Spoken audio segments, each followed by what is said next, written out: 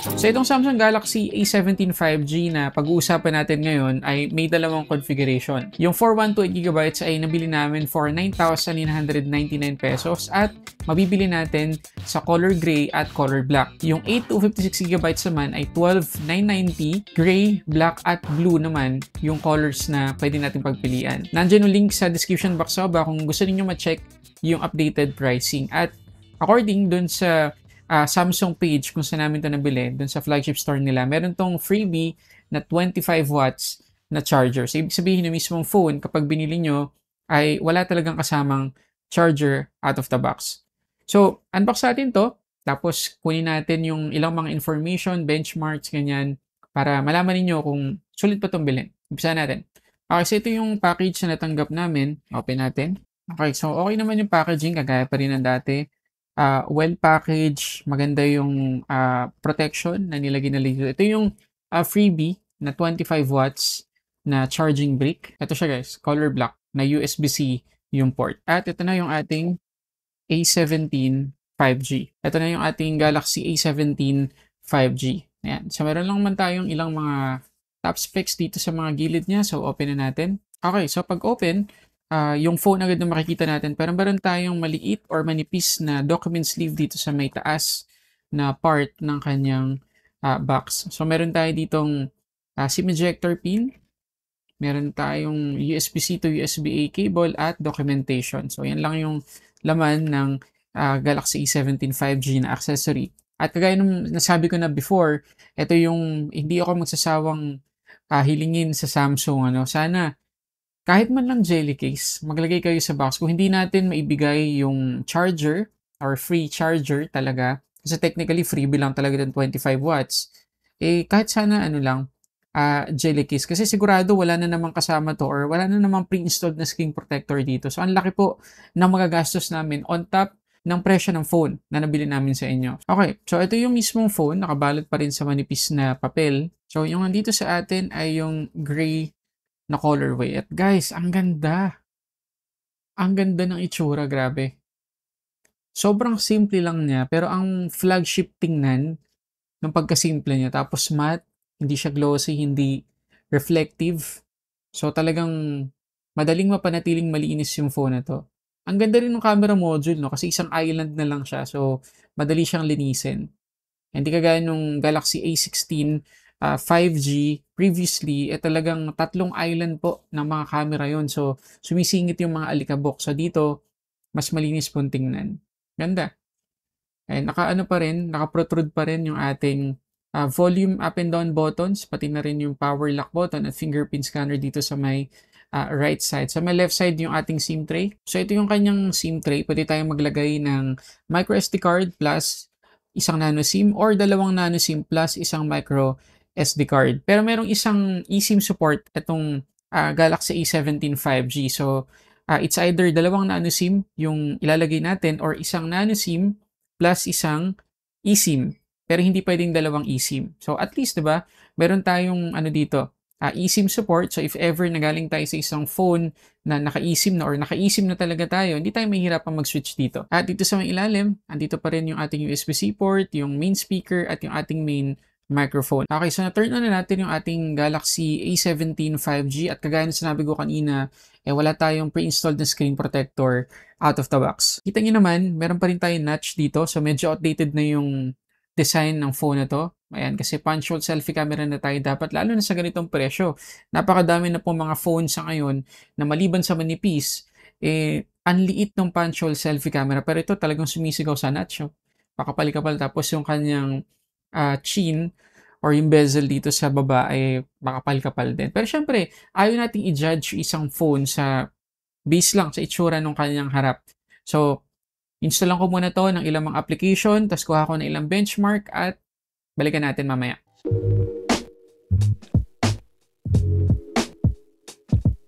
Okay, so na-setup ko na at na-test itong Galaxy A17 5G. Pero before natin pag-usapan yung ilan sa mga natuklasan ko dito sa phone na to, pag-usapan muna natin isang bagay na nalampasan ko dun sa unboxing. Okay, so nung ina-unbox natin itong Galaxy A17 5G, hindi ko pala napansin na may nakalagay na importanteng detalye dito sa may gilid. Ayan, tingnan nyo guys. Nakalagay pala dito kung ilan yung itatagal ng software support. So, 6 na OS at security nakalagay dyan. So, 6 major Android upgrades at 6 na taon na security patches. 2 thumbs up talaga sa Samsung. Ang galing. So, ganun sana, no? Sa lahat ng brand, nakalagay na sa box kung ilan yung software support. Kasi kapag bibili na tayo mga consumer, kailangan makita na natin yan upfront. Good example ang Samsung dyan.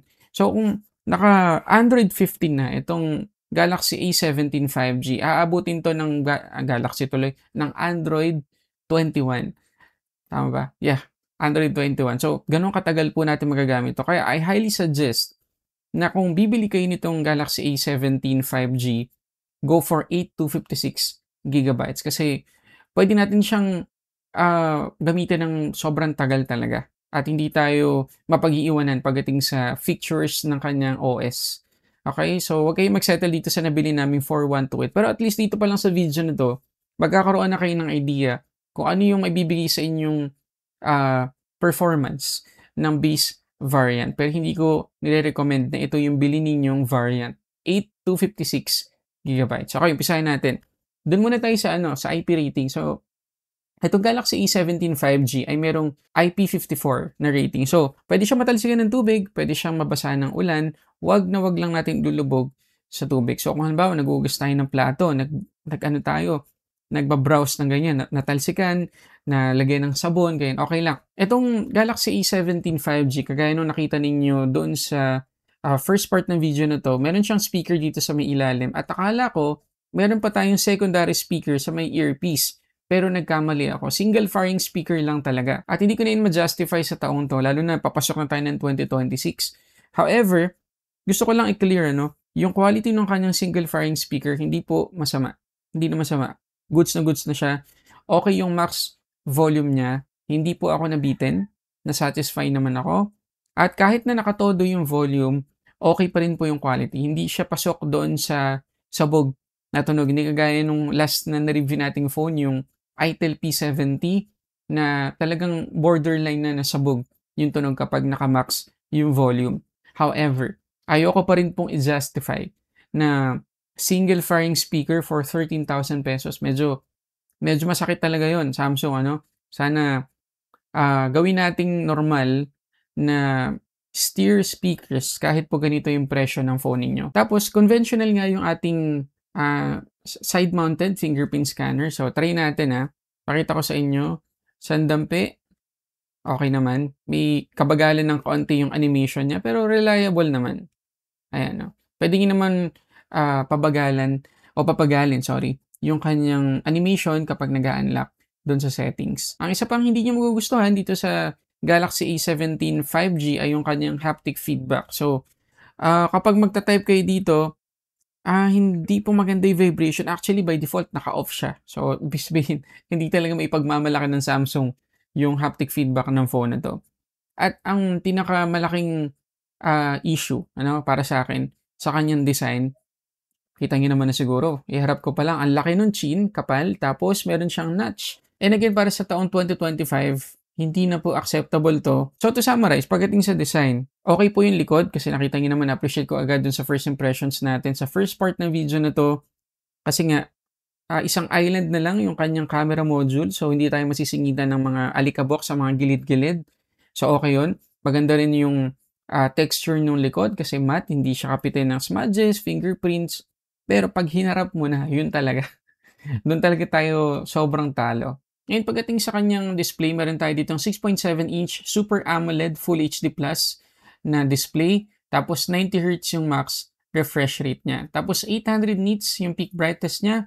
Meron tayong Corning Gorilla Glass Victus protection dito. Ngayon, pagdating sa color accuracy, guys, napakaganda. Napaka-vibrant talaga ng display ng Samsung. Kahit yung mga ganitong entry-level phones nila, talagang hindi kayo mabibitin, guys, sa quality. Mag-e-enjoy kayo sa panonood ng movies, TV series dahil sa magandang color reproduction niya. At nakakatuwa, kahit na walang pre-installed na screen protector out of the box, itong Galaxy A17 5G, Corning Gorilla Glass Victus, guys, pang flagship na protection yan kung tutuusin. At para mabigyan kayo ng idea kung gaano katibay yung screen nitong A17 5G, yung MOS level niya ay level 5. Yung kuko po natin pag ginanyan po natin, ang score ng most nito ay 2.5. Tapos yung mga barya natin sa bulsa ay 3.5. So yung screen nitong A17 5G ay hindi agad-agad magagasgas pagdating sa mga kuko natin. Hindi rin agad-agad magagasgas kahit sa mga barya. Pero yung knife, yung kutsilyo ay merong MOS level na 5.5. So dun siya magagasgas sa mga ganun ka-sharp na object. So kahit na malagay natin ito sa bulsa, makaskas ng kuko natin or matamaan ng mga coins, hindi po tayo mag-aalala na magagasgas agad yung display. Tapos yung kanyang wide vine security level 1. So good news ulit yun. Pwede tayo makapag-play dito ng Full HD sa Netflix. At ito naman yung kanyang settings, guys. Meron naman tayo ditong screen mode para ma-customize natin yung kulay ng kanyang display if ever na hindi pa tayo kontento dun sa vivid mode. Pwede namang natural. Ayan. Tapos, kapag naka-vivid, pwede nating i-adjust yung kanyang white balance or color temperature. Pagdating naman sa screen refresh rate options, yung kanyang motion smoothness ay dalawa lang. High tsaka standard. So, kung gusto natin makatipid sa battery, standard lang natin para nakalock to 60 Hz.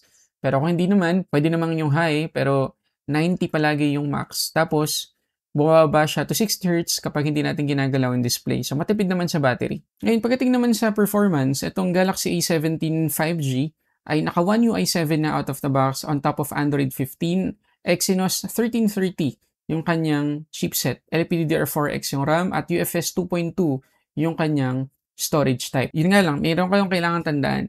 Yung kanyang chipset na Exynos 1330 ay nakita na po natin at same dun sa Galaxy A16 5G. Okay? So parang halos di kayo nag-upgrade kung naka A16 na po kayo ngayon. Okay na yan. Huwag nyo nang tangkain na lumipat dito sa A17. Okay na okay pa po yung A16 ninyo. So mamaya, pag-usapan natin yung ilan sa mga key differences nila para ma-differentiate natin kung ano ba talaga yung makukuha natin dito sa A17 versus dun sa A16. Pero pagdating sa chipset, same na same. Kahit yung RAM, LPDDR4X, yung storage type, UFS 2.2, same lang po dun sa A16. So okay naman yung UFS 2.2, pero yun nga kung pwede natin siyang gamitin ng up to 6 years, tapos 13,000 pesos, guys. Bitin po talaga yung UFS 2.2. Madami namang phone talaga ngayon na ganun pa rin ang presyo kahit yung Vivo V30, di ba? Mahigit 20,000 pesos, almost 30,000 pesos na yung phone na yun. UFS 2.2 pa rin. At na-justify ko siya, di ba? Pero kasi bumawi yun sa camera, sa ganda ng display, ang ganda ng design, napaka-premium. Pero ito, guys, ang pambawi lang talaga so far na nakikita ko, maliban sa ganda ng display, pero yun nga, merong notch. Yung software support. So, hindi ko ma-justify yung UFS 2.2. Ito yung Antutu score na nakuha natin dito sa A17 5G kapag ginamit natin yung kanyang RAM Plus or yung virtual RAM. 583,223, which is not bad. Mataas naman po yung score na yan para sa ganitong presyo. Pero syempre, may mga phone na 13,000 pero umaabot na ng 600,000, 700,000. Pero, sige, pagbigyan natin.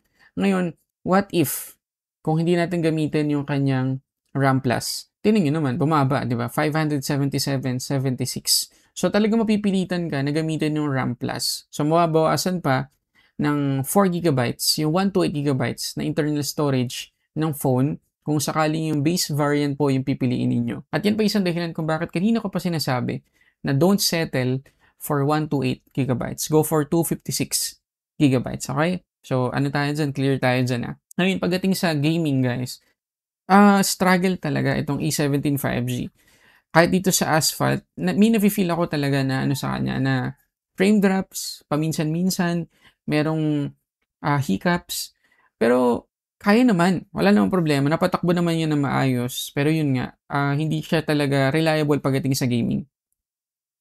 Okay, doon tayo sa malaking difference nila ng A16 versus itong A17, yung main camera. So, parehas 50 megapixels yung A16 tsaka A17, pero itong A17, meron ng OIS, yung kanyang main shooter. Tapos, meron tayong 5 megapixels na ultra-wide, 2 megapixels na macro, at 13 megapixels na selfie camera.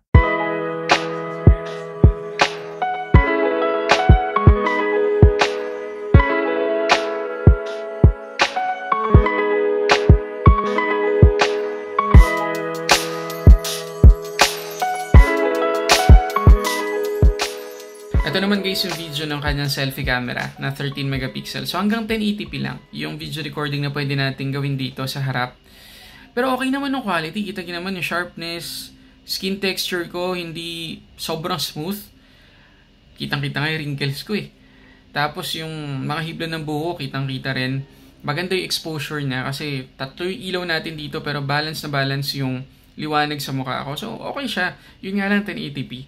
Lalo nang malinaw to kung sa labas natin gagamitin. Pero okay guys, ano masasabi nyo? Comment kayo sa baba. Okay, dun tayo sa last part yung kanyang battery. So 5,000 mAh yung capacity natin dito at 25 watts yung charging speed. At para mabigyan kayo ng idea sa battery consumption niya, ito yung result ng kanyang wildlife stress test. After nung napakatagal na test na yun, 2% lang guys yung nabawas sa battery niya. Napakaganda ng battery consumption ng phone na to. Tapos, pagdating sa temperature, 1 degree lang yung nadagdag. So, reliable tong phone na to pagdating sa battery consumption kasi nga hindi naman power hungry yung Exynos 1330. Hindi performer. So, parang ano siya, efficient talaga na CPU. Parang ganon.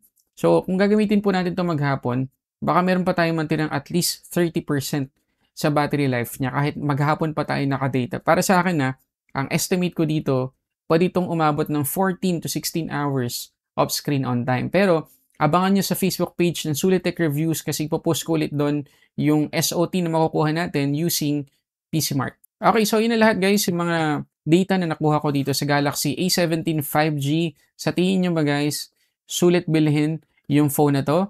Comment lang kayo dyan sa baba. So at least diba, nakita nyo dito sa video na to kung ano yung mga compromises na nilagay ng Samsung dito sa phone na to para mapagkasya nila yung 13,000 na presyo. Tapos yung 6 years na security patches at 6 na major Android upgrades. Pero, ma-justify nyo ba yung napakaraming compromises na yun versus dun sa value na makukuha ninyo? Comment kayo dyan. Kasi kung ako lang medyo alangan akong i-recommend itong A17 5G sa totoo lang. Kasi nga, unang-una yung display, grabe yung notch tsaka yung chin. Sobrang ngayon pa lang bagong-bago yung phone mo, pero mukha ng luma. Parang ganun, sorry Parang ganun Kasi talagang outdated yung design. Kung hindi mo titingnan tong likod, okay yung likod, bago. Pero pagdating sa harap, talagang iwan na iwan. Tapos, yung kanyang chipset, same lang din dun sa previews. Tapos, guys, yung real usage ko dito, hindi talaga mabilis yung phone na to. Mabagal siya. Okay, hindi siya snappy kapag nag-open kayo ng app, bubukas agad. Hindi siya ganun. Kadalasan siguro dahil 4GB nga yung physical RAM na nandito sa akin, siguro yung 8GB, napakalaki na improvement pagdating sa performance. Pero, yun nga, kung bibili kayo ng 4GB na variant, magdalawang isip po kayo. Kaya pag-isipan nyo mabuti kasi ang bagal po talaga. So, malamang yung 8GB, okay yung performance nun kumpara dito. At dahil matagal yung software support, bug fixes, security patches, mag-improve lalo yung battery performance, yung performance ng phone overall, lahat yun mag-i-improve. Pero ang hindi mag-i-improve, itong harap. Sorry talaga. So, yun, medyo alangan akong i-recommend siya. Okay, pero kung okay lang sa inyo yung mga ganong compromises, why not? Okay siya kasi nga, secured yung phone niyo for the next 6 years. So, nandiyan yung link sa description box sa baba kung gusto nyo itong bilhin. At maraming salamat sa panonood. Don't forget to hit the like button below. Nakita nyo ba? Umilaw yung like button. Pati na rin yung subscribe button. Pakiclick na rin. Maraming salamat guys para sa samot-saring unboxing and reviews. This is Sulit Tech Reviews.